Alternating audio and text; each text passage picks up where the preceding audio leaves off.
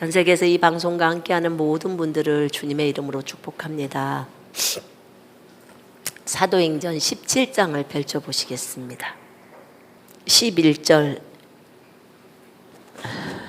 12절 읽겠습니다. 베레아에 있는 사람들은 데살로니가에 있는 사람들보다 더 너그러워서 간절한 마음으로 말씀을 받고 이것이 그러한가 하여 날마다 성경을 상고함으로 그 중에 믿는 사람이 많고 또 헬라의 기부인과 남자가 적지 아니하나. 아멘. 사도행전 17장을 나누겠습니다.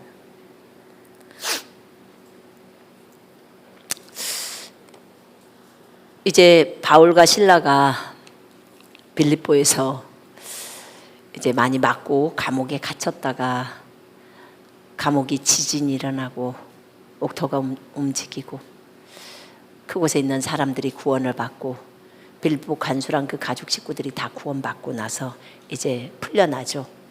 그래서 루디아 집에 있는 교회에게 인사를 하고 그리고 이제 이들 둘은 떠납니다. 그곳에 있는 교회에 있는 형제들이 있으니까 그들을 위로하고 이제 떠납니다. 그들이 암피볼리와 아볼로니아를 다녀가 데살로니가에 이릅니다. 데살로니가라는 이제 그 지역에 이르죠. 거기에 유대인의 해당이 있습니다. 바울과 실라는 항상 해당을 먼저 찾았더라고요. 해당을 찾아서 그곳에서 유대인들에게 복음을 증거합니다. 그 당시에는요, 유대인들이 이렇게 많이 흩어져 있었기 때문에 어디에나 가면 해당이 있었더라고요. 지금 여기는 유럽이에요, 유럽. 그래서 해당이 있었더라고요. 이들은 먼저 어디를 가든지 먼저 해당에 가는 거예요. 해당에 가서 유대인들에게 복음을 증거하고 유대인들이 받지 않으면 거기서 발에 먼지를 떨고 이제 이방인들에게로 가는 거예요. 여기 데살로니가 지역은 당연히 이방 땅이죠. 이방 땅인데 유럽이니까. 그렇지만 그곳에 회당이 유대인 해당이 있었기 때문에 유대인들이 모이는 공동체 그 해당이 있었기 때문에 그곳에 가서 먼저 유대인에게 복음을 증거했다는 거예요. 바울이 자기의 관례대로 자기의 습관대로 그들에게 가서 새 안식일에 걸쳐서 3주 동안이죠. 그래서 토요일 날이 안식일이니까 새 안식일에 걸쳐서 가서 성경을 가지고 그들과 강론합니다. 그들과 변론을 하죠. 그래서 뜻을 풀어서 그리스도가 해를 받고 죽은 자 가운데서 다시 살아나야 할 것. 예수님이 모든 인류를 위해서 죽고 그 다음에 부활하는 것에 대해서 그것을 이제 증언하고 내가 너희에게 전하는 이 예수가 곧 그리스도 메시아 하나님의 아들이야 라고 그토록 우리 유대인들이 기다리고 있는 메시아, 구약부터 시작해서 계속적으로 지금 신약에 이르렀지만 구약부터 시작해서 그토록 기다리게 하는 메시아, 하나님의 아들. 이사야서 9장에 나와 있는 그 메시아. 이 메시아가 어떤 메시아인지 한번 볼까요?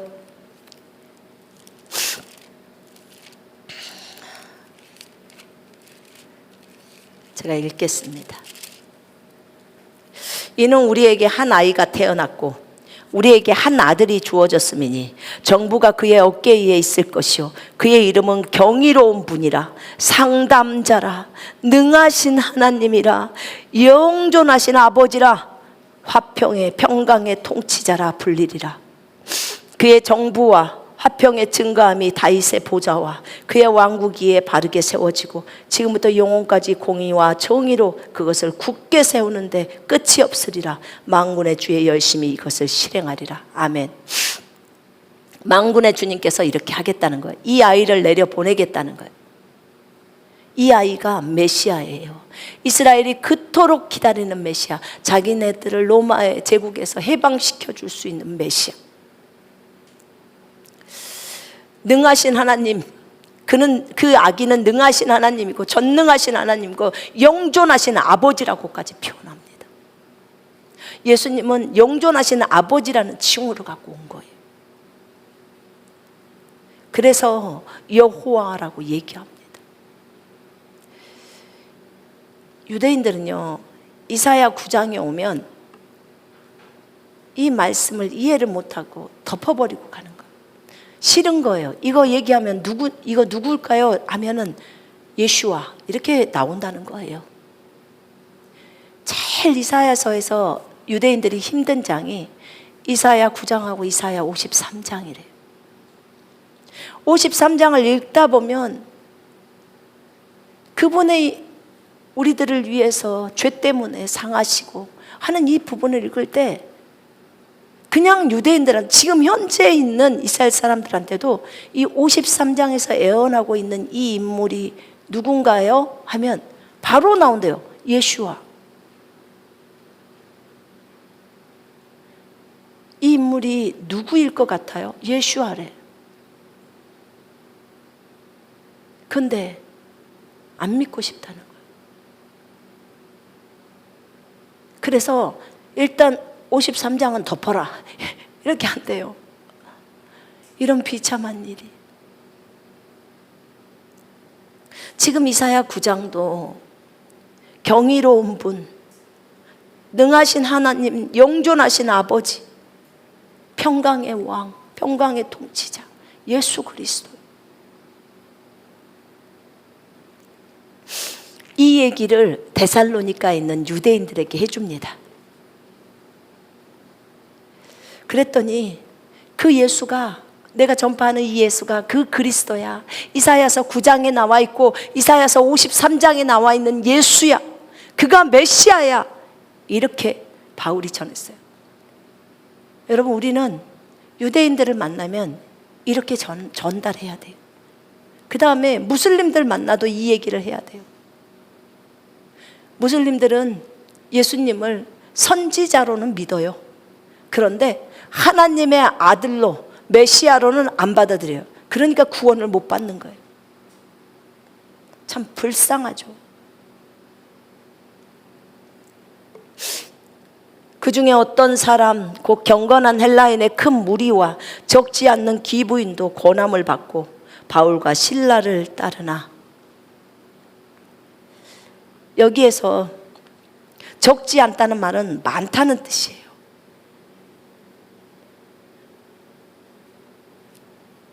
이런 사람들이, 많은 수의 무리들이 예수를 믿는 거예요. 그런데 유대인들은요, 유대인들은 시기합니다. 시기해요. 질투합니다. 시장터에서 불량배들을 데리고 옵니다. 그래서 데리고 와서 이 사도들을 백성들에게로 끌어내려고 야손의 집에 머무르고 있다고 들으니까 가서 그 집을 뒤지는데 없네요. 그러니까 야손과 그 형제들을 끌어냅니다. 그러면서 천하를 어지럽게 했던, 세상을 소란하게 했던 이 사람들이 여기 왔는데 야손이 그들을 맞아들였어. 이렇게 말을 해요. 그러면서 우리는 가이사밖에 왕이 없는데 다른 왕인 예수를, 그 예수를 섬기라고 하는 거야. 그 예수의 말을 들어야 한다고 했어.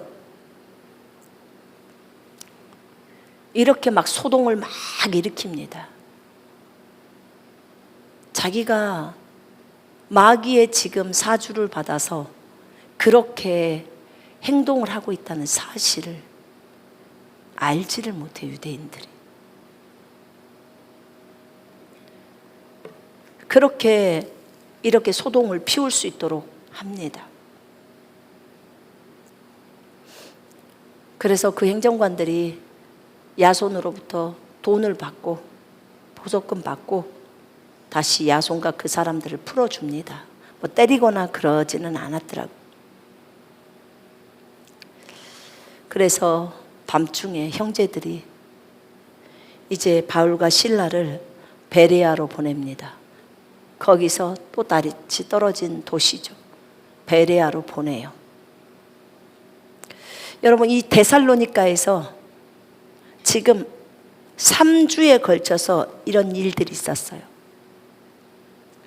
바울은요, 데살로니가에서 오래 있지 않았어요. 지금 쫓겨나는 거예요. 그래서 움직이는 건데 이 안에 교회를 세웠어요. 얼마나 빠른 속도로 교회를 세웠나 몰라요. 그리고 그곳에 또 장로들을 선임합니다.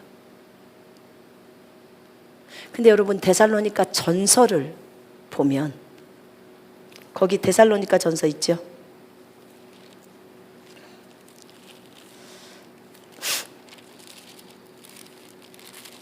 데살로니가 전서에 얼마나 주옥 같은 얘기입니까? 이 데살로니가 전서가 바울이 2차 전도 여행을 했을 때가 AD 50에서 52년경이에요. 데살로니가를 방문했고 전도한 결과 그곳에 교회를 설립한 거예요. 근데 유대인들의 핍박 때문에 지금 바울이 떠나잖아요. 베레아로 떠나죠. 고린도에서 디모데를 데살로니가 교인들의 소식을 들을 수 있도록 디모데를 그쪽으로 이제 보내죠. 그래서 이 내용을 가지고 데살로니가로 가라고, 데살로니가 전서를 써가지고 데살로니가로 보내요, 디모데에게. 교회가 벌써 세워놓고 왔잖아요. 이때는 바울이 고린도에 머물 때, 고린도로 오잖아요. 고린도에 머물 때 이것을 써서 디모데 손에 보냅니다. 바울은 못 갔을 때는 편지로밖에 사역을 할 수가 없어요. 여러분, 지금은 인터넷이라는 게 있잖아요.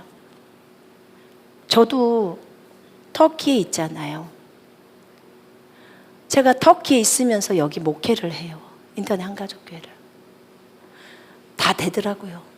인터넷이 있어서 카톡도 있고 줌도 있고, 형제들은 무슨 일이 있으면 그렇게 해서 줌으로 만나면 돼요. 그래서 교제하고 세워지고. 지금은 무엇이 인터넷이 없어서 또는 너무 무엇이 부족해서 사역을 못한다, 이거는 다 핑계라는 생각이 들었어요. 다 가능하더라고요. 사람들을 세우는데 인터넷은 참 역할들을 많이 했어요. 근데 그 당시에 바울 시대 때는 이게 없었거든요. 그러니까 편지를 써서 그 편지를 제자 편에 보내요. 보내서 거기에서 읽게 하고, 또 그 제자를 그곳에서 말씀을 가르칠 수 있도록 그렇게 안배하고, 바울이 못 가면 그렇게 하고, 그 편지를 자주 읽죠. 정말 자주 읽어요. 자주 읽으면서 그렇게 우리의 사도가 어떻게 적어놨는지, 이것이 예수님을 따라 걷는 길이라는 것을 알기 때문에 그렇게 갑니다. 이제 두 형제는 베레아로 보내졌습니다. 베레아에 왔을 때 그들이 또 유대인의 해당으로 들어갑니다. 지칠 줄 모르는 바울, 돌에 맞아도 다시 살아나서, 주님이 살려주시죠. 살아나서 다시 또 그곳 도시로 들어가서 또 다른 도시로 떠나고 가서 또 복음을 증거하고, 복음에 대한 열정을 하나님이 엄청나게 바울에게 부은 거예요. 베레아에 갔을 때 그들은, 베레아에 있는 사람은 데살로니가 사람들보다 더 고상하여, 더 너그러워서, 더 고상하여 전심으로 말씀을 받아들이고, 그 말씀이 그런가 하여 매일 성경을 상고함으로. 여러분, 더 고상하다는 말은, 더 너그럽다는 말은요, 더 관대하다는 말이에요. 관대한, 더 고귀한. 여러분, 베레아 사람들은 데살로니가 사람들보다도 더 관대해요. 관대해서 성경을 열심히 상고해요. 관대하다는 이 말속 안에는요, 뭐 더 높다, 더 고귀하다, 계급이 높은 또는 학력이 높은 뭐 이런 뜻도 들어가 있어요. 그래서 누가가 바라볼 때 베레아에 있는 사람들은 데살로니카에 있는 사람들보다 더 관대하고 더 너그럽고 더 고상해서, 아, 저 사람은 참 고상해 보인다, 이런 말 아시죠? 네. 그래서 우리가 보통 학식이 있거나 그런 사람들 있잖아요. 그런 사람들은 함부로 말하지 않잖아요. 무식한 사람들이 함부로 말해요. 저도 무식해요. 근데 믿음에 있어서는 무식할 필요도 있어요. 왜냐하면 다른 세상 것들 안 들어가고 그냥 주님이 말한 대로만 그대로 그냥 믿는 거니까요. 근데 더 너그럽고 더 관대해서 전심으로, 간절한 마음으로 또는 전심으로 말씀을 받아들이고, 성경이 그런가, 진짜 성경이 그래? 하고 성경을 찾아서 열심히 성경을 상고한다는 거예요. 성경이 기준이니까. 근데 여러분, 이때 나온 성경이 무슨 성경이에요? 신약 성경이에요? 아니죠. 구약 성경이죠. 그걸 통해서 알 수 있죠. 이제 바울의 편지도 보겠죠. 점점 뒤로 갈수록 더 이제 신약 성경들이 많이 준비가 되어지죠. 구약을 보는 거예요. 근데 많은, 여기 보면은 헬라의 귀부인, 그리고 남자들이 적지 않다, 많다, 그 말이에요. 이렇게 그 좀 귀족들이, 쉽게 말하면 예수님을 믿었다, 지금 그 말이에요. 더 고상한 사람들이 예수님을 믿었어요. 그러니까 데살로니카에 있었던 유대인들이 이 얘기를, 이 소식을 듣습니다. 그래가지고 이 사람들이요, 이 도시로 옮겨와서 베레아까지 와서 바울과 실라를 이렇게 힘들게 하는 거예요. 또 핍박을 하는 거죠. 거기로 가서 또 무리를 움직여서 또 소동합니다. 그래서 바울과 실라와 디모데가 같이 있었는데, 베레아에서 바울을 먼저 아테네로 보내는데 사람들을 사용합니다. 빨리 바울을 빼내는 거예요. 왜냐하면 이들이 사람들을 막 소요를 일으키기 때문에, 이 유대인들이. 이러다가는 바울과 실라가 또 갇히잖아요. 그래서 바다까지 가고 그 다음에 아테네까지 갈 수 있도록 이끕니다. 그리고 실라와 디모데는 베레아에 머물러 있습니다. 다른 형제들, 거기서 만난 형제들이, 왜냐하면 몇 주에 걸쳐서 또 거기서 복음 전하고 하기 때문에 금방 교회가 생겨나요. 그리고는 그곳에 형제들이 이제 이들을 또 보호하기 시작하죠. 그래서 아테네로 갑니다. 바울이 아테네에서, 이제 아테네는 그리스예요. 그리스도로 넘어온 거예요. 그래서 그리스로 오는데, 바울이 아테네를 가보니까, 아테네에서 디모데랑 실라가 오기를 이제 바울은 기다리고 있고, 실라하고 디모데는 이제 거기 부분을 마무리를 해야 되잖아요. 베레아에서. 그런 걸 다 정리하고 속히 오라고 이제 바울이 그렇게 말을 전달을 하죠. 근데 본인이 이제 아테네에서 이들을 기다리면서 아테네를 보는 거예요. 근데 거기 가보니까 그 성에 우상이 가득하다는 거예요. 온통 우상으로 충만한 도시가 아테네예요. 그리스에 가보면 바로 신전이 있다고 하잖아요. 도시 중심부에 신전이 있어요.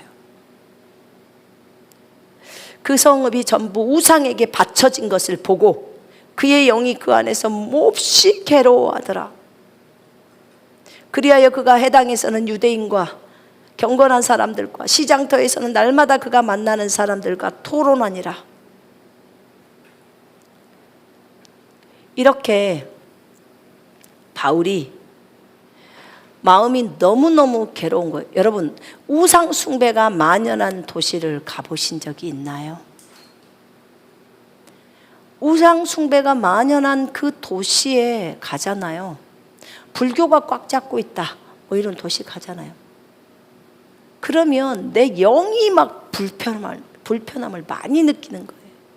어디 지역을 딱 갔는데 여러분들이 갑자기 막 너무 마음이 불편함을 막 느끼는 경우가 있어요. 그럴 때는 빨리 그 안에 있는 우상의 영들을 내쫓아야 돼요.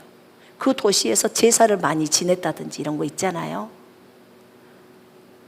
이런 영들이 그 도시를 잡고 있어서 그래요. 잡아서. 경주 이런 데 가면, 불국사, 이건요 우상의 영들이 많아요. 설악산 가면 그 절간 있잖아요. 우리 뭐 타죠? 거기 케이블카인가? 그 타러 갈 때 보면 조금만 더 앞으로 가면 막 절들이 있잖아요. 그죠? 예수 이름으로 다 거기서 막 대적하고, 불상들이 세워져서 거기서 자기가 경배를 받고 있으니까 거기가 마귀가 우글거리고 있어요. 그러니까 예수 이름으로, 여러분 안 보이면 더 용감해요? 담대해요. 안 보인다고 상관없어요. 그런데 딱 보면 예수 이름으로 이곳에 있는 모든 마귀들은 전부 다 전부적행으로 들어갈지어다 하고 보내야 돼요. 사람들이 경배할 때마다 받으시니까 잡아요. 우리 오늘 위대하신 주 부르면서 여기서 하나님 앞에 경배했어요. 누가 오셨어요? 주의 현현인 예수님이 오신 거예요. 주의 현현으로 오셔서 경배를 받으셨어요. 우리의 경배를. 우리가 절을 할 때 그분이 받아요. 불교도 사람들이 절을 할 때 그 마귀가 와서 받는 거예요. 눈에 보여요, 안 보여요? 안 보여요. 눈이 열려 있으면, 영적 세계가 열려 있으면 보여요. 바로 보여요. 어떤 분들은 한 번씩 열어줄 때, 주님이 열어주실 때 보여요. 네, 저도 한 번씩 열어줄 때 보여요. 주님이 여기 인도자 있으면 인도자 뒤편에 계세요. 하얀 형체로 딱 계셔. 경배하는 거예요. 반듯하게 있다가 제가 사선으로 해서 하는 거예요. 경배를 그렇게. 보일 때는 보이는 곳을 향해서 경배를 하는 거예요. 안 보이면요, 안 보일 때는 그냥 앞에 계신다고 생각하고 경배를 하고, 조금 이렇게 저렇게 좀 몸짓을 하다가 갑자기 보이면 갑자기 자세를 하면서 경배를 하죠. 여러분, 예수님 살아계신 분이에요. 살아계신 분. 하물며 부모님이 오랜만에 오셨을 때 어머니 오셨어요, 아버지 오셨어요 하면서 인사를 해요. 근데 하물며 만왕의 왕이 오셨는데 경배를 안 한다는 게 말이 됩니까? 이렇게. 근데 그 아테네가요 우상들로 가득 차 있어. 그러니까 바울이 영이 너무 괴로운 거예요. 바울이 괴로워서 그 사도행전 16장에 점치는 영, 그 영을 내쫓아버리잖아요. 괴로워서.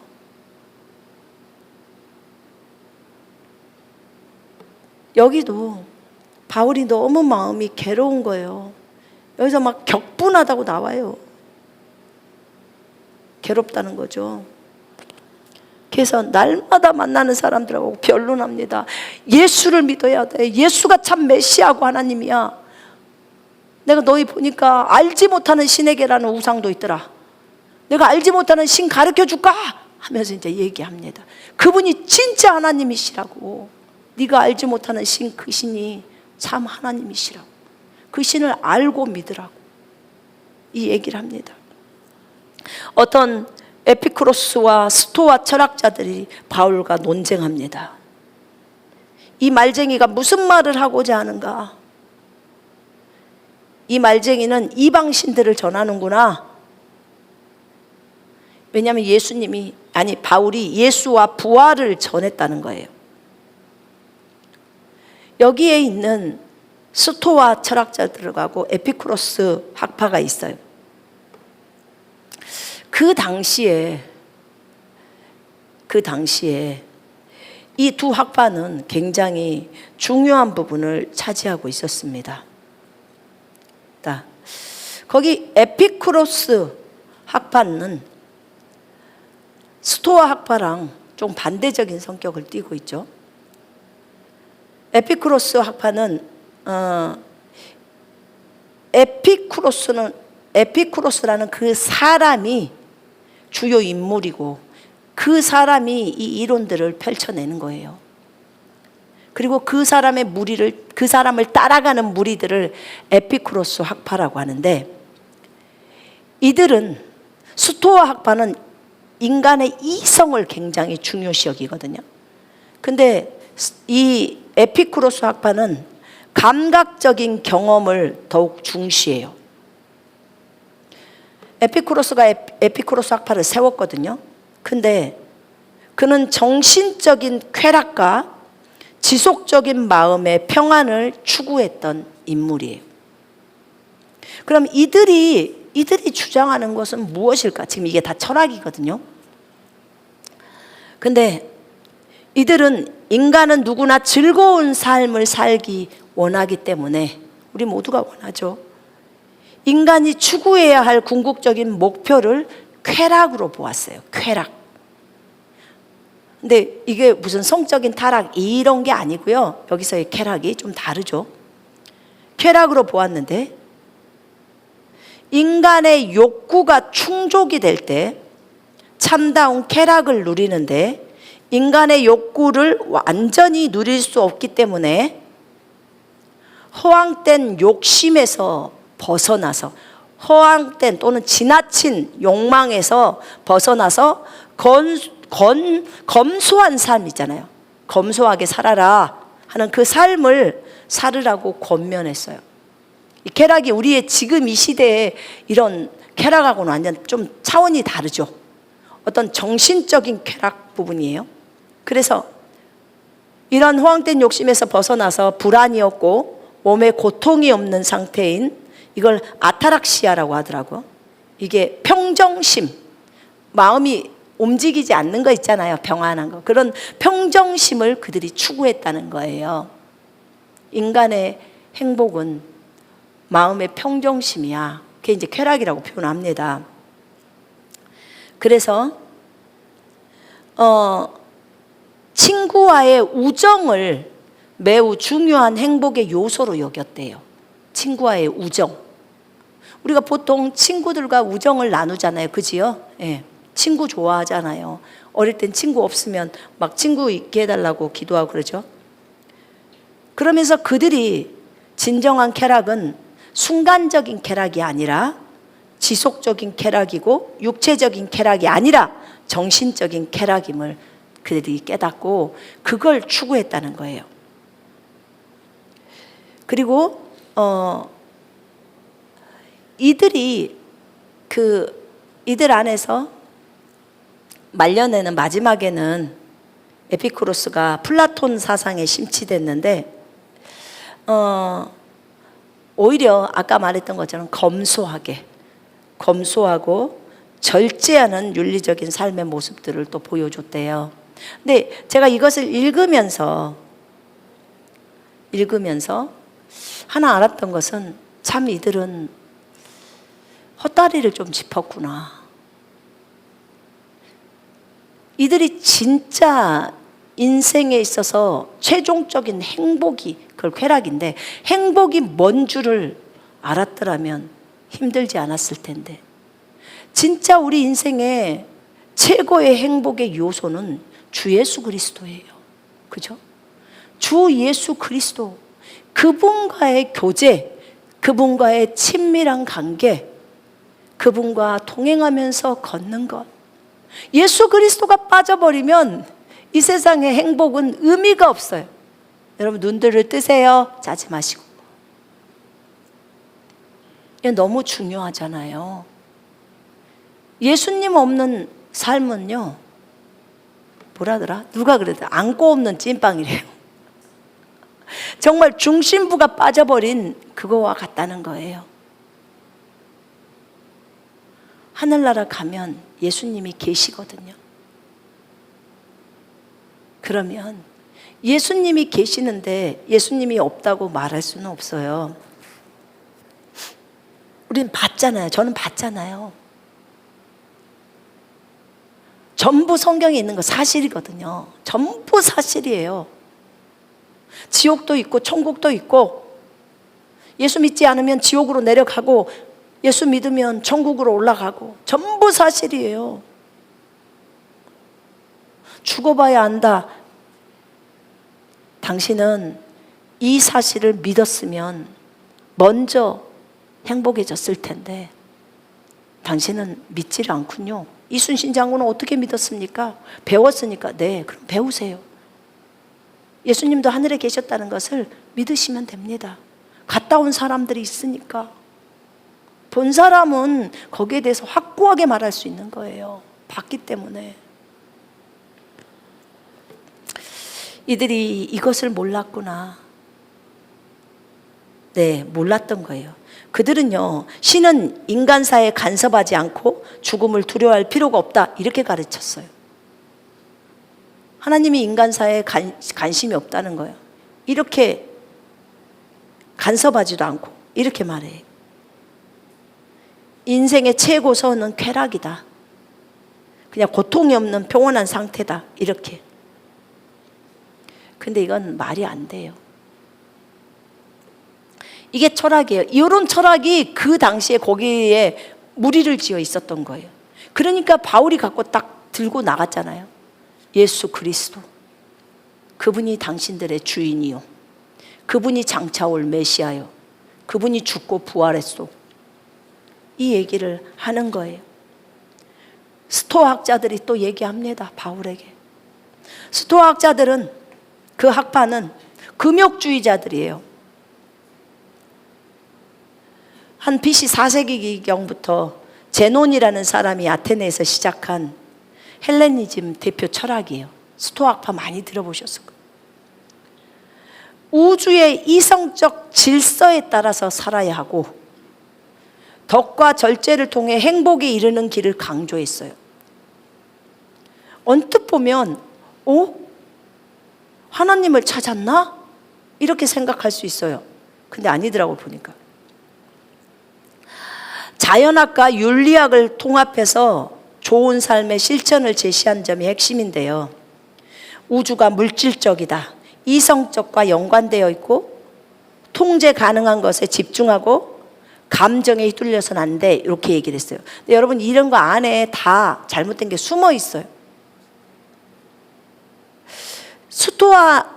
스토아 학파는요, 자연학은 우주 만물이 물질로 이루어져 있고 상호 연결되어 있으며, 자 봐봐요. 그러면서 하나님이죠.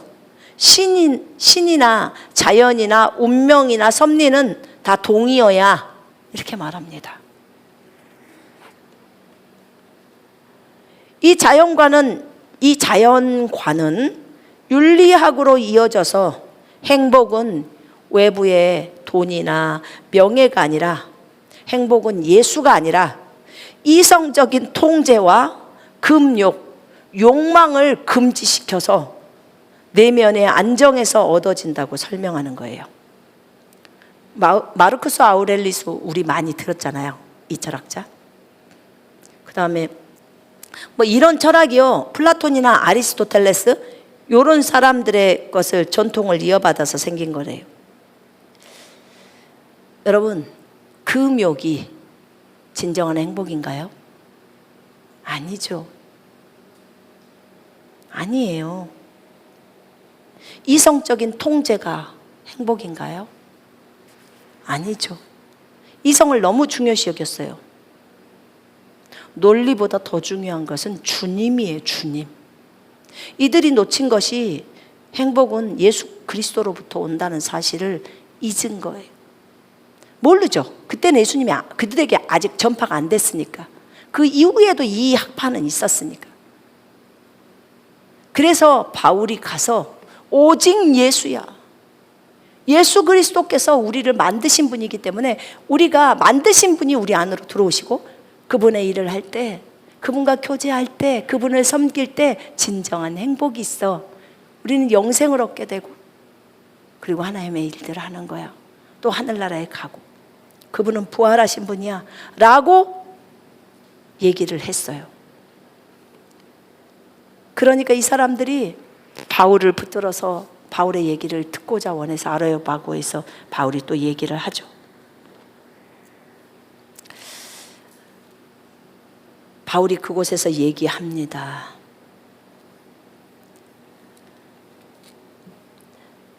내가 너희를 보는데 정말 너희에게는 너무 심각해. 뭐가 심각하냐? 너희는 우상 숭배로 가득 찼어. 하나님은 진정한 너희가 알지 못하는 신에 대해서 내가 알려줄게. 그 신이 하나님이야, 여호와야. 그런데 그 하나님은 만민에게 생명과 호흡과 만물을 친히 주신 분이야. 무엇이 부족해서 너희의 섬김을 받으려고 이렇게 너희가 갖다가 우상에게 뭐 꽂아놓고 뭐 하는 거 그거 필요 없어. 이는 하나님께서 모든 인류의 모든 족속을 한 혈통으로 한 피로 만드셨어. 그래서 우리는 전체가 다 할머니 할아버지가 똑같은 아담과 하와인 가족이에요. 가족. 불신자도 내 가족이에요. 위로 계속 올라가 봐. 똑같아요. 할머니 할아버지가. 한 혈통으로 인류의 모든 족속을 만드사 온 땅에 살게 하시고 그들의 연대를 정하시며 거주의 경계를 정하셨으니 이는 사람으로 혹 더듬어서 하나님을 더듬어서라도 찾아서 발견하게 하려고 하셨다는 거예요. 그 주님은 우리에게서 멀리 계시지 않다는 거예요. 우리를 한 피로 만드시 온 지면에 살게 하시고 미리 계획하신 시기와 그들이 거주하는 경계를 정하셨으니 이는 주를 찾게 하려 함이라. 사람들이 하나님을 감지하려 하면 만날이니 그분은 우리 각 사람에게서 멀리 떨어져 계시지 아니하도다. 우리는 그분 안에서 살고 그분 안에서 움직이며 그분 안에서 존재하느니라. 너희 시인 중에 어떤 이들이 말한 바와 같이 우리도 그분의 자손이라 하였으니 이 시인들이 그 하나님의 자손이라고 말을 한 거예요. 우리가 하나님의 자손이라면 사람의 기술과 고안으로 주조한 금이나 은이나 돌이나 이런 것들을 가지고 이것이 하나님의 신격과 같다고 생각하지는 말아야 한다는 거죠. 이 무지의 때에는 하나님께서 눈 감아 주셨으나 이제는 어디에 살고 있는 어떤 사람에게도 회개하라고 명령하고 계시니라. 이는 하나님께서 선정하신 그 사람을 통해서 예수님을 통해서 의로 세상을 심판하실 한 날을 정해 놓으시고 그를 죽은 자들로부터 살리시어 모든 사람에게 확증해 주셨습니다. 그 사람들이 죽은 자의 부활을 들은 거예요. 어떤 사람은 비웃어. 또 어떤 사람들은 다시 듣고 싶은데 그 얘기를 다시 듣고 싶어. 그래서 그 사람 중에 몇몇 사람들이 믿었어요. 그리고 바울과 함께 있는 거예요. 이렇게 그들이 바울의 말을 듣습니다. 아레오파고의 관리인 디오누시오도 또 다말이라는 여자와 함께 예수님을 믿었던 거예요. 어디를 가든지 바울은 영향을 끼쳤습니다. 여러분, 우리가 그를 힘입어 살며 그 안에서 기동하며 그 안에서 존재한다고 합니다. 주님 손 안에 지구가 있어요. 그러면 그 안에서 다 움직이고 있는 거예요. 불신자도 거기서 있고 신자도 거기가 있고 주님이 보실 때는 다 보이죠. 거기서 우리가 그를 힘입어서 우리가 그를 하나님을 힘입어 살며 우리는 하나님을 힘입어 기동하며 우리는 하나님을 힘입어 존재한다는 거예요. 제가요 혈통이라는 걸 찾아봤어요. 그 원어가 게노스예요. 우리가 하나님의 혈통이다 지금 나왔잖아요. 그게 혈통 가계 종족에서 같은 조상에서 나온 후에 이렇게 적어져 있더라고요. 이 헬라어예요. 우리는 같은 조상에서 나왔어요. 전 세계에 있는 모든 사람들이 다 같은 조상에서 나왔어요. 아담과 하와라는 조상에서. 그래서 전 세계는 한 가족이에요. 모든 피조 세계 마찬가지예요. 하나님에게서 나왔어요.